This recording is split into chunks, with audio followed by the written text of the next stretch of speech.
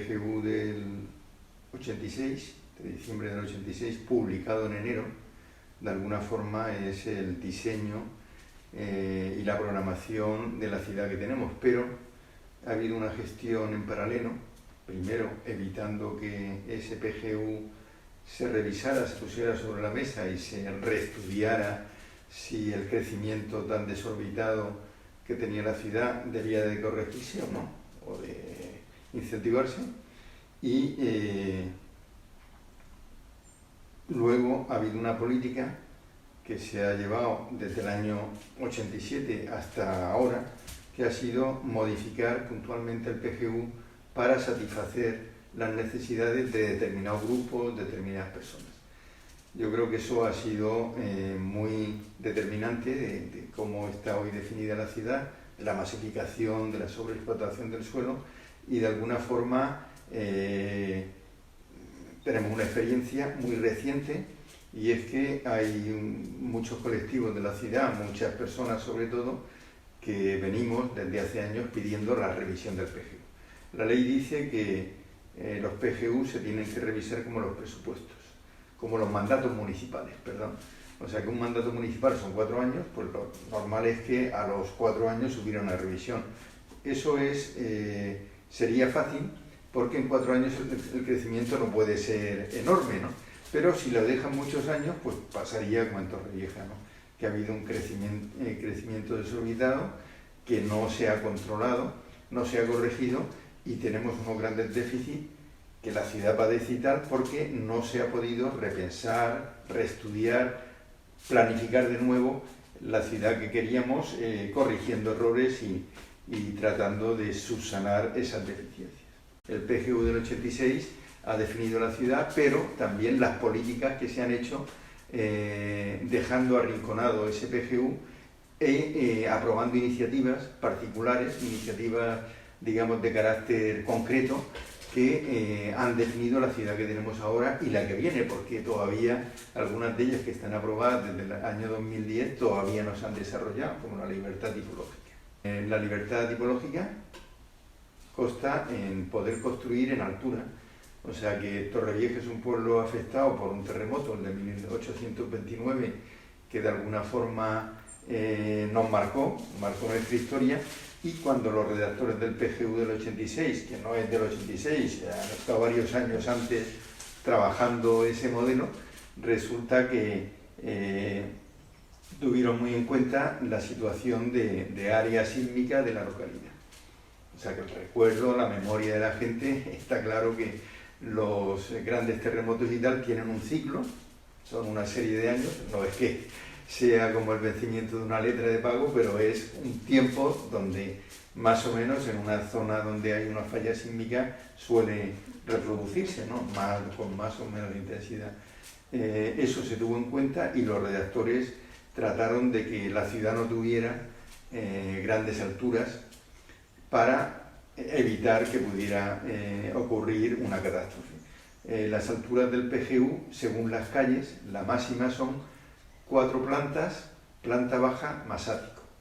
O sea que la ciudad se diseña con una estética, con una skyline en concreto, que son una altura media, necesita ascensor, necesita elevador, y luego hay calles que no pueden construir más de 2, o más de 3, o más de 4, ¿no? En función también del ancho de la calle, se diseña una determinada altura para evitar eso, que cuando pudiera haber una catástrofe existiera el mínimo daño posible en la población.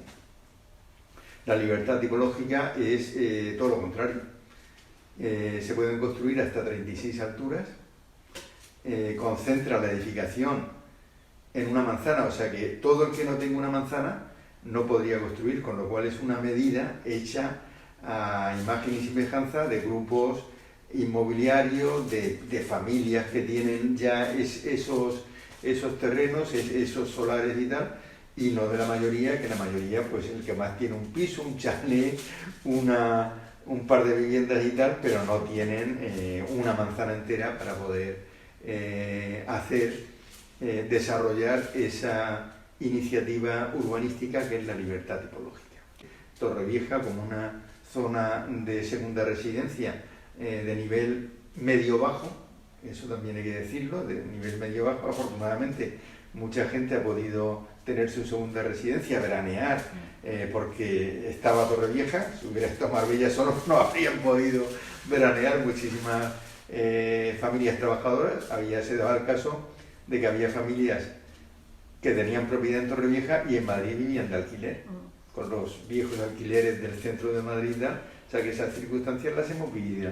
La primera propiedad que ha tenido muchas familias ha sido en Torrevieja. No han podido tenerla en Bilbao, en tal sitio tal, y la han tenido en Torrevieja. Eso es una buena señal para que social, ¿no? Pero claro, es una mala señal en cuanto a degradación del territorio, a masificación, etcétera, etcétera, ¿no? Que es donde en ese discurso nos hemos situado algunas personas y algunos grupos en los últimos años. El cartel que lo pone, te lo explica. Bueno, yo hay veces que voy por el pueblo caminando tal y porque soy de Torrevieja, si no me pierdo. Yo que tengo un momento que situarme, a ver, ¿dónde estoy? ¿En qué calle? Entonces, mi referencia es el mar. Entonces miro para el mar, estoy aquí, entonces ya me ubico. Pero si vas paseando así a lo loco, llega un momento que no sabes dónde estás. Antes tenía referencias de cosas, pero ahora cada vez menos.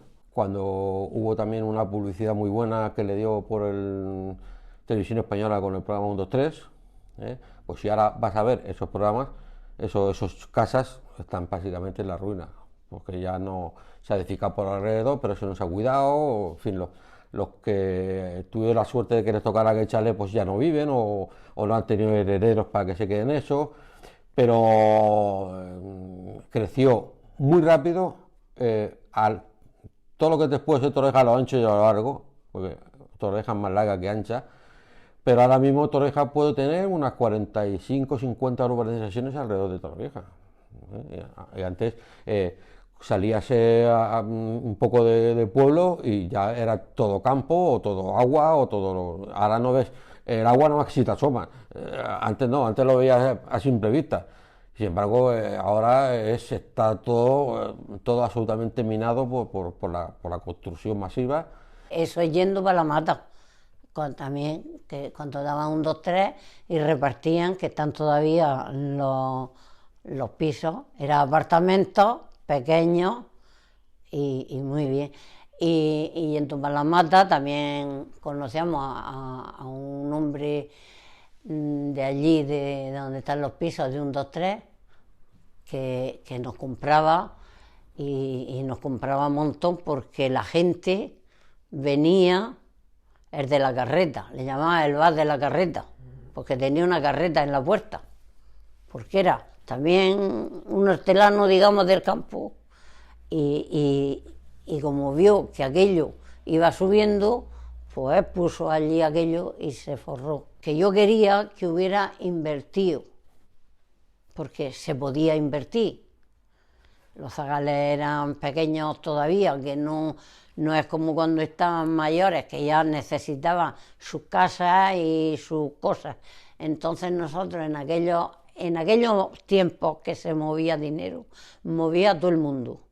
Y entonces nosotros también podíamos haber invertido allí, en vez de invertir aquí en el pueblo.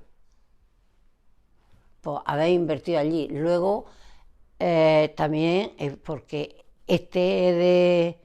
que compró en el Minigol, compró al lado del motel, el E-Hotel, que pone moteles.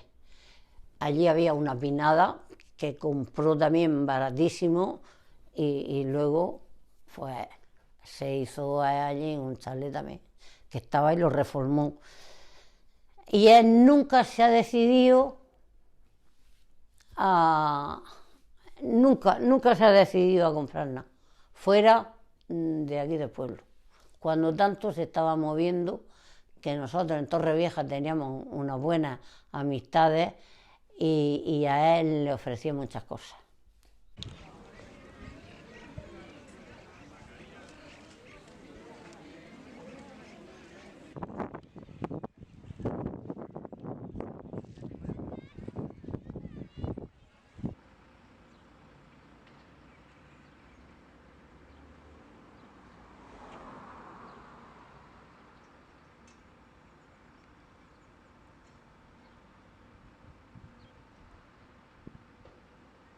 tú piensas que en cada transacción todo el mundo, o sea, hay varias gente que ganan. Por ejemplo, si compras hay una compraventa de terreno, que es lo primero, pues hay un notario que tiene que registrar todas las escrituras, hay pues un vendedor de un terreno que se beneficia, un comprador que posteriormente va a construir. A la hora de construir, la ingeniería tiene que hacer los proyectos, o sea, hay una economía de profesionales detrás, abogados para redactar los contratos, se hacía la ejecución de la obra, es decir, eso requiere también de licencia de obra, licencia de ocupación, más impuestos. Al final los ayuntamientos recogían muchísimo dinero en forma de licencias, con lo que les interesaba, entre comillas, que hubieran las mayores licencias posibles, más economía había del ayuntamiento, y eso al final hacía que los ayuntamientos fueran, vamos a decir, tuvieran liquidez. Los promotores vendían las viviendas con bastante especulación, es decir, al final las cosas se inflaban mucho por este proceso, y aparte que era una época donde había mucha inyección de dinero, es decir, había mucha liquidez, había muchísimo dinero, la gente tenía facilidad para comprar, los bancos a su vez concedían préstamos que a su vez suponen intereses, suponen ventas, es decir, al final todo el mundo se beneficiaba, y el que pagaba toda la fiesta es el que compraba la casa, el que compraba el inmueble. Ese era un poco el proceso. Yo lo que sí me he encontrado, operaciones, que cuando he ido a visitar a algún cliente, operaciones que le ofrecían otras entidades en unas condiciones que para mí eran inasumibles, totalmente inasumibles. Se posponía el beneficio a la subrogación a particulares. Una vez que estaba el edificio terminado y se vendían las viviendas, entonces el banco empezaba a ganar. Mientras asumía un riesgo, como si en lugar de ser un proveedor de financiación, fuese su socio. Los bancos que conocían, que sabían que teníamos ciertas garantías como obreros, porque yo soy albañil desde 1970, o sea que no empecé ayer. Y claro, bancos querían que nos uniéramos para hacer promociones. Esto se transforma en una plaza donde el privado edifica, plantea su negocio en base a lo que la administración le plantea como normativa, y bueno, dependiendo del lugar se va desarrollando de un modo o de otro, con más calidad, con menos calidad, respetando el medio ambiente, respetando la historia del lugar como antecedente, y llegamos al resultado. O sea, tampoco es que esto ha parado, hay que ver cómo evoluciona. Particularmente en la ciudad de Torrevieja yo entiendo que se ha dado un proceso de crecimiento, de edificación, apuntando a un mercado low cost, llámalo, en donde se ha edificado una ciudad respetando normativa, pero se ha perdido la esencia y la identidad de esa ciudad como tal.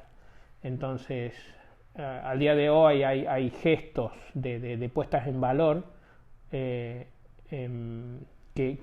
le permiten empezar a arrimarse a lo que es una ciudad, a la diversidad cultural, a la diversidad de uso, que le permite decir, bueno, tener un paisaje cultural, que le permitiría tener un paisaje culturalizado o como ecosistema artificial, más acorde a la vivienda, a la residencia y al derecho de tener una vivienda.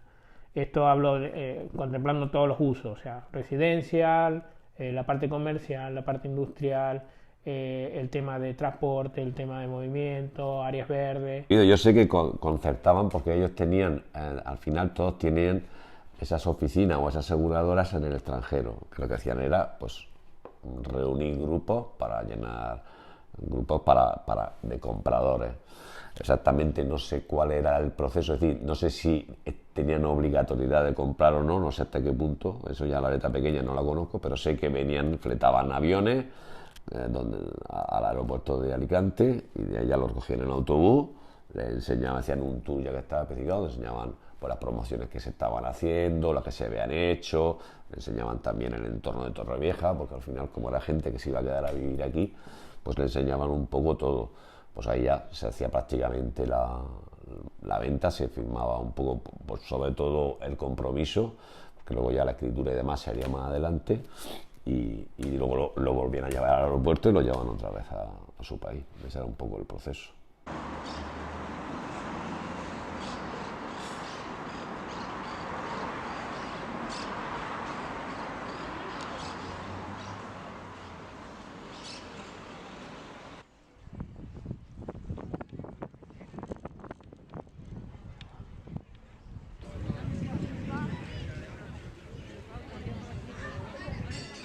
Yes, I think maybe early days, maybe, 25 years ago, when it all started to blossom, they took advantage, but eventually, like anything else in life, people wisen up towards what's happening, and they start to shop about for cheaper prices.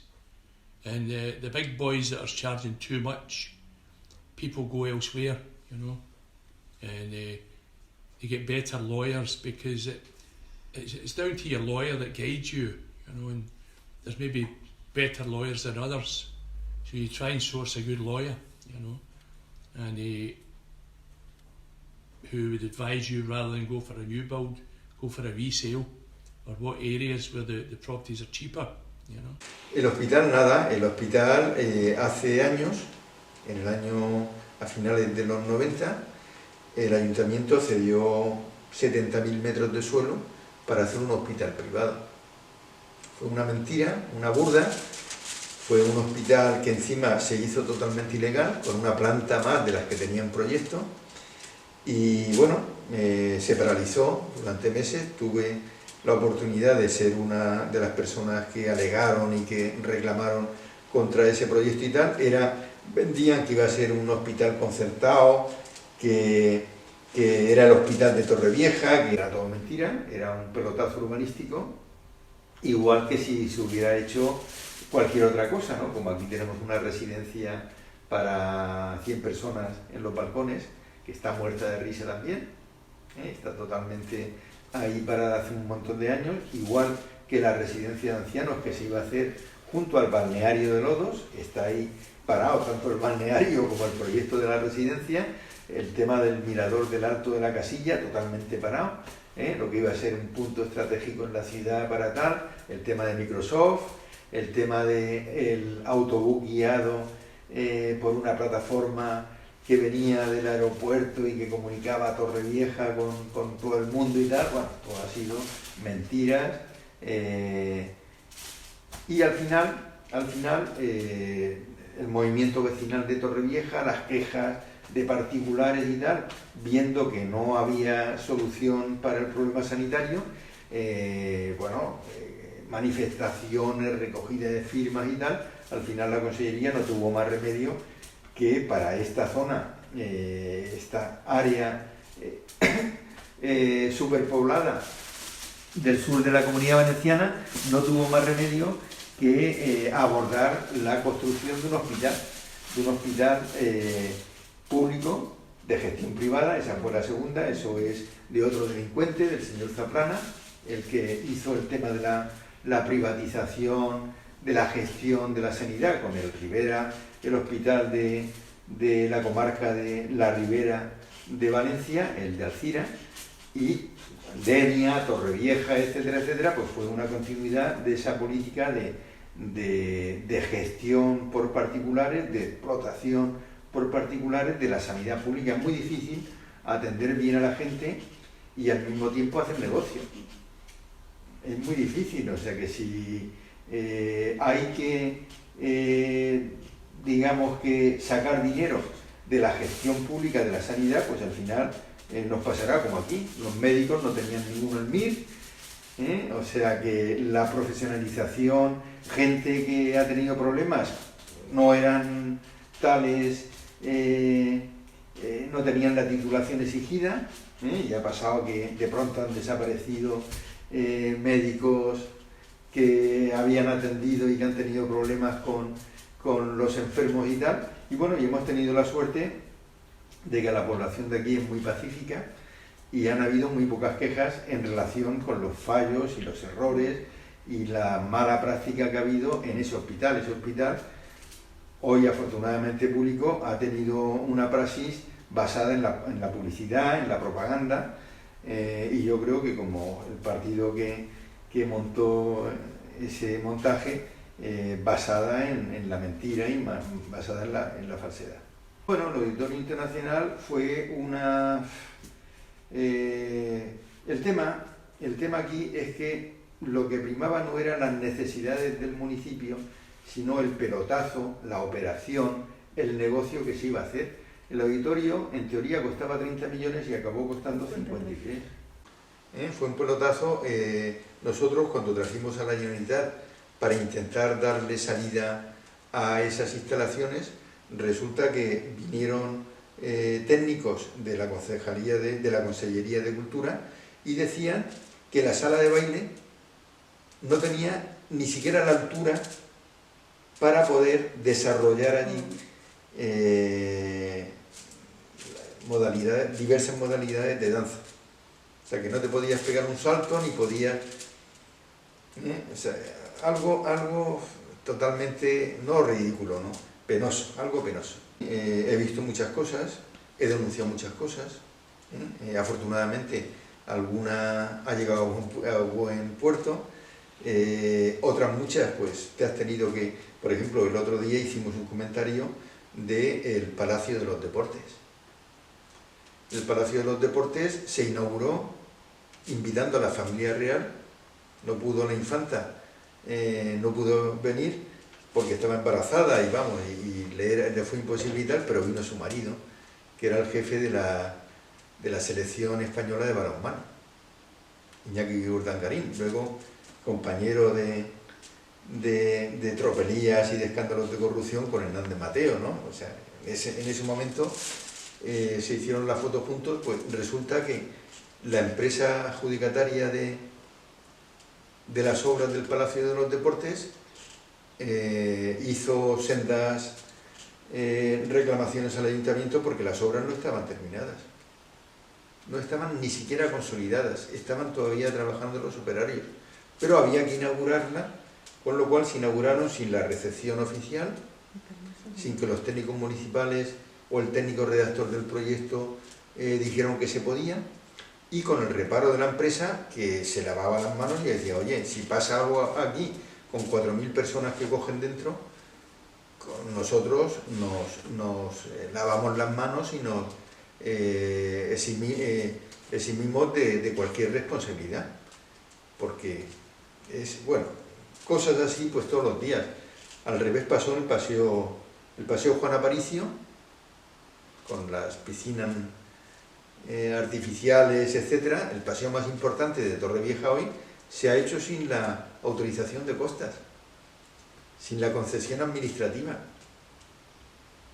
Si el gobierno quiere mañana, hay que restituir la legalidad y hay que tirarlo, hay que dejar aquello como estaba.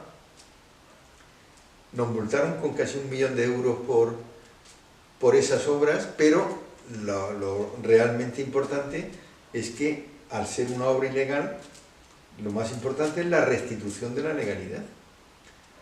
A los 2 días de inaugurarse, cuidado, sin fin de obra, se tira una chiquilla de 15 años, sueca, a darse un baño en una plataforma que habían puesto de madera para bañarse y se desnuca. Y está desde entonces tetrapléjica en una silla de ruedas y en una cama. La chiquilla que era la esperanza de la danza moderna en Suecia.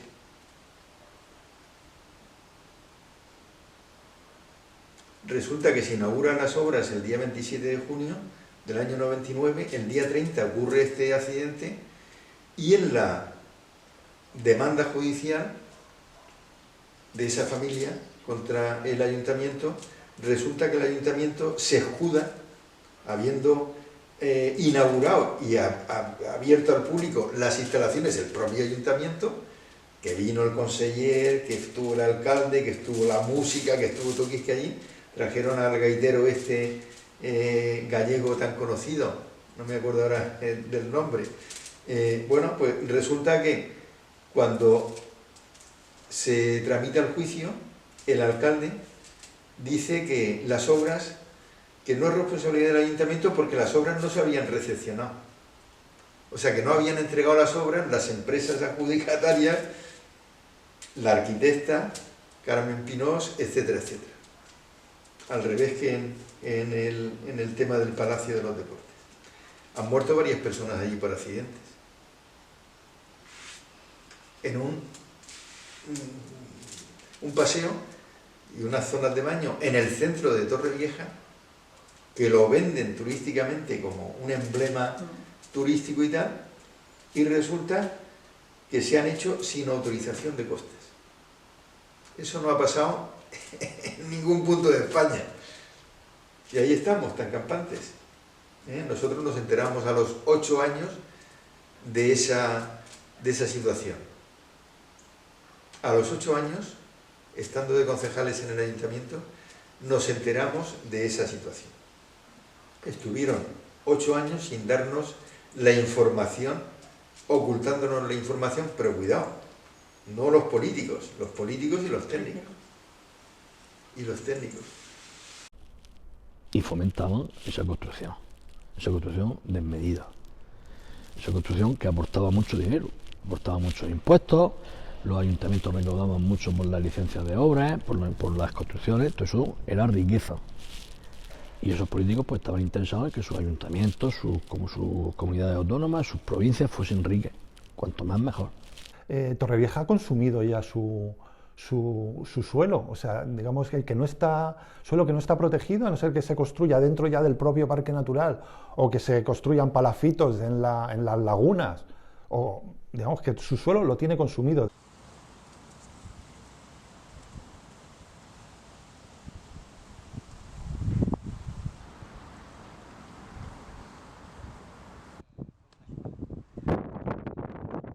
Torrevieja empezó con el boom y entonces tenían que haber cogido y haber hecho edificios de categoría. Pero se hizo aquí falla. Entonces, pues, dice que dice que el que escupe al cielo, pues le cae arriba. El que siembra vientos recoge tempestades. 100, 120.000 euros te pueden dar, porque entonces te daban 80 millones. Claro, una casa que tenía unos 130 metros cuadrados, pues no sé los que sacaré por planta, pues claro, 80 millones de pesetas, eso estaba yo delante, 80 millones de pesetas más 2 pisos. Y ella no quiso. No tenía mucha fachada, porque eran 10 metros de fachada, pero sí que tenía mucho fondo.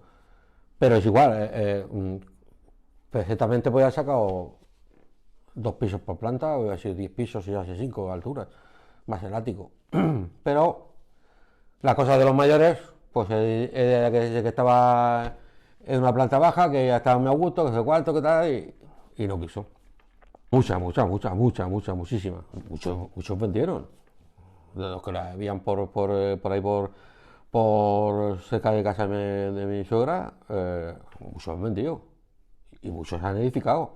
O sea, la casa de mi suegra ahora mismo hay, de antiguamente que ella la conocía, y 6 casas de las antiguas, ya no hay más, todo lo demás está edificado ya. Alquilaba su casa y se iban al patio de su casa, tenían allí una porchá, un pequeño almacén, y la familia veraneaba. De cualquier manera pasaban el mes de verano, entonces no había un verano tan largo como ahora, ¿no? Un mes o mes y medio como mucho y tal, pasaban allí y venía, se les decía huelgas a la gente que venía. Fundamentalmente yo he conocido muchos franceses que venían la familia, ferroviarios, gente trabajadora de Francia, y luego también empezaron a venir pues gente de Euskadi.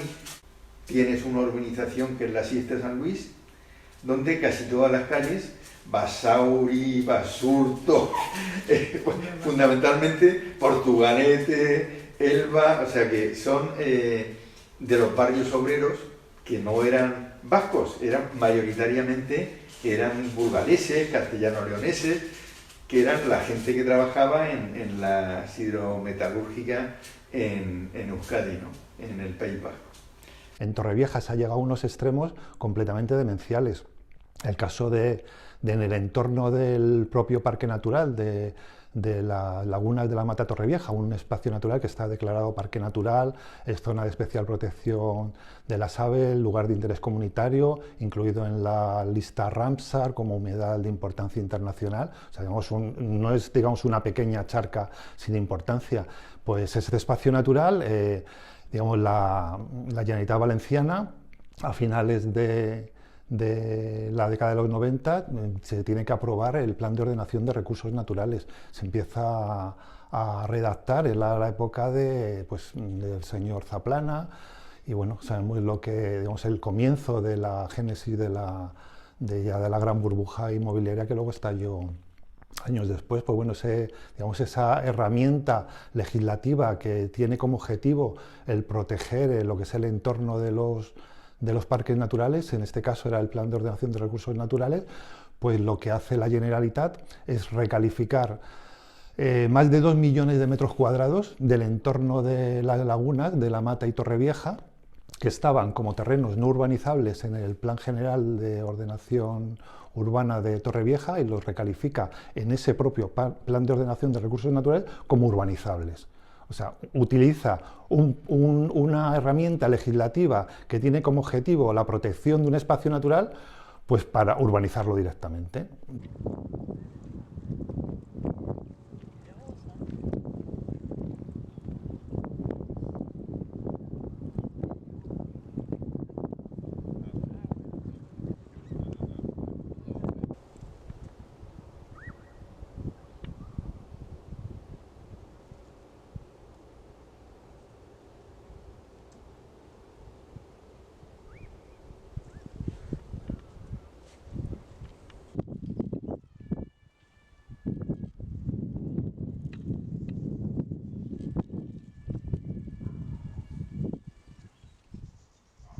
El que tenía una estación de servicio, por ejemplo, se metía constructor. El que tenía un taller potente, llevaba el taller y constructor. Entonces se hicieron una cantidad de constructores para viviendas exagerados. Bueno, era el que parecía que tenía el dinero, ¿no? El que daban la facilidad de dinero, pues al final, claro, cuando tiene dinero, claro, genera trabajo, genera muchísimo economía a su alrededor. Es el que compra los solares, es el que hace la construcción, es decir, albañiles, fontaneros, electricistas, todos los oficios van detrás de esa máquina. Es al final que vendía la vivienda. Era al final el que te pedía también los préstamos al banco. Es decir, la figura era el centro de esa maquinaria, de ese motor, de ese movimiento económico. Y piensa que al final ellos podían hacer, o sea, a ver, también en esa economía se movía muchísimo dinero negro, vamos a decir, ¿no? Y como generaba también tanto beneficio, pues había que darle un poco salida, es decir, un poco... ¿Qué aprovecharon esa salida? Pues ya que tengo que sacar el dinero, ya que tengo que moverlo, voy a influir, que ese dinero influya, pues en ese sentido. Entonces, pues, regalos, bueno, estoy convencido de que muchos políticos se dejaron llevar por vamos a decir, de hecho, pues muchos, ya después vino todo el tema de la corrupción y demás, viene de ahí, es decir, había tanto dinero que movían, que claro, financiaban partidos, financiaban ideas y financiaban pues, que te recalificaran terrenos que no eran posibles. Decía, de alguna manera, claro, controlaban todo el cotarro. Eso a su vez le daba más dinero, que al final le daba más influencia aún. Era un poco así, no sé, como en México ahora que se ven los capos que controlan todo, pues era un poco en ese... Era un poco mafioso la cuestión, sí, la verdad es que sí, es que era ese, ¿no? Y sí, era muy poderoso, era muy potente. Además siempre tenían, pues eso, como yo digo, la alfombra roja para recibirle y tal, porque al final piensa que ellos con su economía realmente eran los que movían toda la economía. El que un promotor se fuera de un pueblo u a otro hacía que ese pueblo u otro fuera más rico o menos. Entonces, claro, todo al final giraba todo alrededor del dinero, vamos. Hay, inclusive, te puedo decir que ha venido mucha gente de afuera, pero en principio son contados con los dedos de la mano los dueños de la tierra o los que supieron manejarse con el territorio, definitivamente. Lo cortaron como una pizza y se lo repartieron. Y como tal, hasta no, te diría que no, hasta no hacen tanto esfuerzo para integrarse, están integrados. O sea, ya me resulta hasta una imagen medieval, ¿no? Está el dueño, el apoderado, y el resto de la gente. Y por más que este señor especulador, un empresario, esté haciendo bien o mal las cosas, es una figura dentro de la pirámide social, llámalo.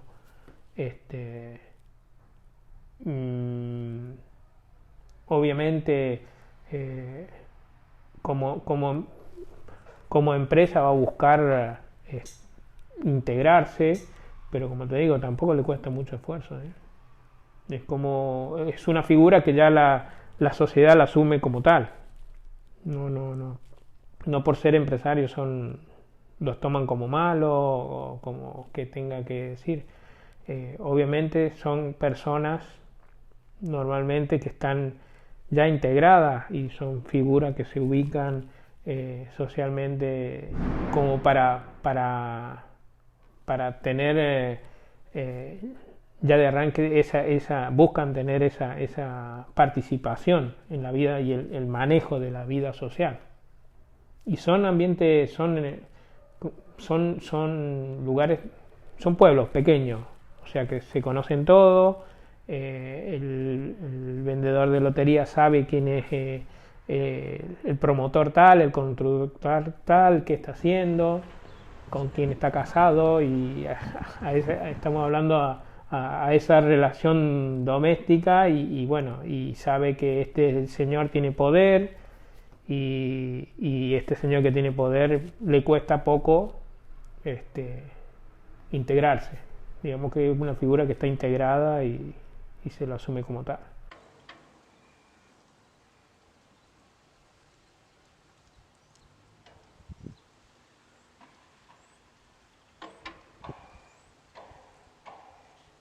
En cuanto los bancos dejaron de dejar dinero, de prestar dinero, claro, la gente ya no puede comprar. Al no poder comprar, pues claro, se paraliza todo lo que es la maquinaria de venta de lo que es. Nosotros, por ejemplo, como éramos ingeniería y arquitectura, lo primero que se deja de hacer son los proyectos. Entonces, claro, nosotros notamos la crisis pues casi dos o tres años antes de realmente el estallido total, porque lo primero que se deja de hacer son los proyectos. Las obras siguen, de lo que ya se ha proyectado, se siguen ejecutando. ¿Qué pasaba? Que al final, en esa ejecución, mucha gente de la que había apalabrado en comprar ya no le concedían el dinero para poder comprar, con lo que ya no podían comprar. Al final, pues claro, eso empieza a hacerse el efecto dominó.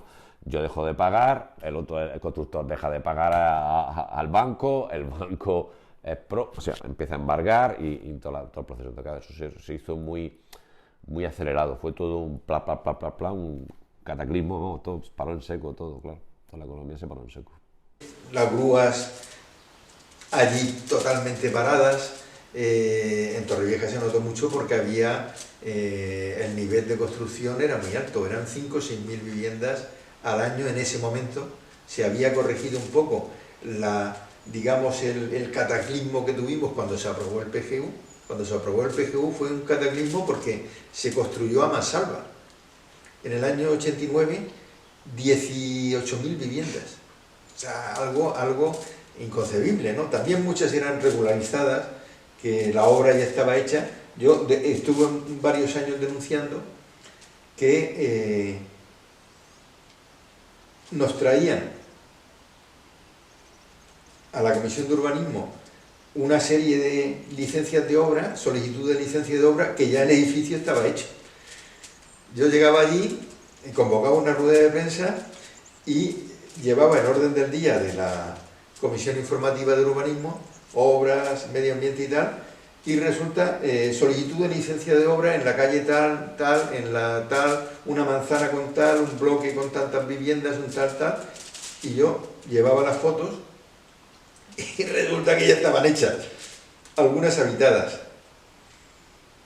Claro, eso digamos que venía a justificar el que en un año hubieran tantísimas licencias, porque muchas ya se habían hecho anteriormente y lo que se hacía era regularizarlas. Muchas veces los padres avalaban al hijo que estaba metido en la construcción, y cuando el hijo no podía pagar, a los que desahuciaban eran a los padres. Gente con una edad avanzada, con muchos años, que sin comerse el universo, por apoyar al hijo, se encontraban en esas situaciones, y el hijo es que no podía pagar. Eso son herramientas, accesorios que se le ponen a esta máquina. Aquí, esto se quita. Y yo estuve aquí trabajando, haciendo todo este tipo de trabajos que ves aquí. Estuve pues unos 15, 16 años. Eso fue mi primer encargo aquí, trabajando ya de mi cuenta. Vamos, yo sabía hacer esto ya porque yo había estado en talleres y tal, y yo había trabajado, no fue mi primer mueble, fue mi primer trabajo hechos por mí aquí. Pero anteriormente yo esto lo había hecho en los sitios que yo había estado trabajando. Entonces yo estaba aquí y yo vivía tranquilo. Sí que es verdad que no tenía vacaciones, porque aquí pues si el autónomo si no trabaja no. Pero bueno, yo estaba aquí a gusto. Entonces unos amigos que cogieron una empresa de unos que se jubilaron, ellos se jubilaron y entonces el taller se lo dieron a 3 trabajadores que trabajaban allí. Entonces pues necesitaban una persona para que estuviera en la calle, y entonces ellos pensaron en mí. Entonces un día me llamaron por teléfono y me dijeron si quería incorporarme con ellos, ser socio de ellos, y yo después de una semana pues les dije que sí. De pensármelo una semana, y allí estuvimos pues otros 12 o 13 años trabajando. Pero ya una vez que te metes, eso es la construcción, una mafia sinvergüenzas por todos lados, ladrones por todos lados, estafadores por todos lados, por donde quiera que andes, atracadores, te hablan muy mal, te las tienes que tragar así como el puño, en algunos sitios hasta llegar a las manos. O sea, gente sin cultura, sin educación, sin escrúpulos, engañas todo lo que se puede, y eso a mí no me gusta. Entonces, pues eso, así lo pasaba mal. En la obra y tratando con la gente lo pasaba mal. Eso tiene que llevar sus pasos. Y cuando la albañilería está terminada, entonces entra el carpintero, pero no sin poner azulejos y sin poner suelos, querés que le pongan las puertas, porque luego iban al banco y le echan la foto a la puerta y dice mira que llevo puertas, y como los del banco tenían que ir a revisar la obra a ver si eso era verdad o no, y no iban a que vean las puertas puestas y les daban dinero. Ellos van por certificaciones. Esa me las tienes que cambiar. Porque golpear, rayar, mojar, claro, sí, me obligan a poner las puertas. Y luego ellos cogen el dinero porque ya están las puertas puestas. Y luego las puertas que están deterioradas, porque las han deteriorado el uno, el otro, no ha caso hecho, pero no puede empezar la casa por el tejado, tienes que empezarla por debajo, no por arriba. Pues luego, y luego el 20 o el 25 de puertas que había que quitar, luego no te las pagaba. Porque yo lo que tengo contratado contigo son 500 puertas en condiciones. Digo, sí, pero esas se han estropeado porque... a mí me las cambias, si no, la próxima vez no te doy... La próxima... chantaje, hablarte mal, luego como las obras las quieren terminar corriendo para recoger dinero. Una obra, ¿qué te diría yo?, de 20 viviendas, quiere un montador en cada vivienda, para que en un día se terminen las 20 viviendas y ellos enseguida poder entregarle y poder cobrar. Luego te pagan a 90, a 120 días. Con pagarés que luego serán buenos o no serán buenos. Cuando ya toda la carpintería la tienen colocada y terminada. Y eso ha sido lo que nos ha llevado, bueno, a la ruina no, porque yo sigo viviendo en la misma casa que tenía, yo no me he hecho chalet, ni me he hecho grande, lo único que